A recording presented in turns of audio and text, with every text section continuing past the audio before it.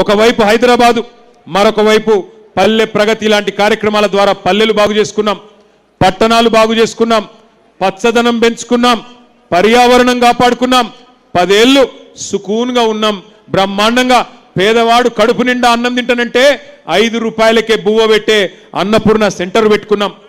బస్తీల్లో ఉండే పేదవాళ్లకు సుస్థి చేస్తే 350 బస్తీ దవాఖానాలు పెట్టుకున్నాం. ప్రైవేటు మెడికల్ డయాగ్నాస్టిక్ సెంటర్లకు పోయే అవసరం లేకుండా డయాగ్నాస్టిక్ సెంటర్లు పెట్టుకొని గరీబోళ్లను కడుపులో పెట్టుకొని చూసుకున్నాం ఆనాడు. అందుకే ఒకసారి కాదు 2 సార్లు జిహెచ్ఎంసీలో ఇదే వెంగళరావు నగర్ డివిజన్ నుంచి గులాబీ జెండానే గెలిపించినారు మీరు. 2 సార్లు 18లో 23లో మాగంటి గోపీనాథ్ గారికి బ్రహ్మాండమైన విజయం అందించింది ఇదే వెంగళరావు నగర్ డివిజన్. ఇది 10 ఏళ్ల మన ట్రాక్ రికార్డ్. నిన్న నేను ప్రెజెంటేషన్ ఇచ్చిన 10 ఏళ్లలో బీఆర్ఎస్ ప్రభుత్వం జూబ్లీహిల్స్లో ఏం చేసింది అంటే అన్ని కలిపి సంక్షేమము, అభివృద్ధి.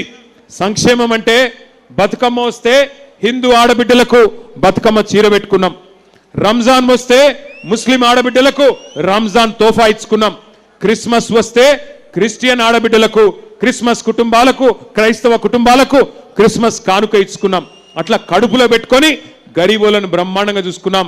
పెద్దవాళ్ళు పేదవాళ్ళు అనే తేడా లేకుండా హైదరాబాద్ని ఒక ఎకనామిక్ ఇంజన్గా పెంచుకున్నాం. మరి 2 ఏళ్ళైంది కాంగ్రెస్ ప్రభుత్వం వచ్చి. మీరు ఆలోచించాలని చెప్పి నేను కోరుతా ఉన్నా. దయచేసి ఆలోచించండి. 2 ఏళ్ల ఈ కాంగ్రెస్ ప్రభుత్వంలో రేవంత్ రెడ్డి గారు ముఖ్యమంత్రి అయిన తర్వాత ఎవరికైనా మంచి జరిగిందా ఆలోచించండి.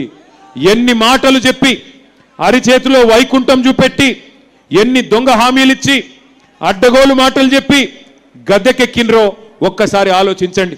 6 గ్యారెంటీలు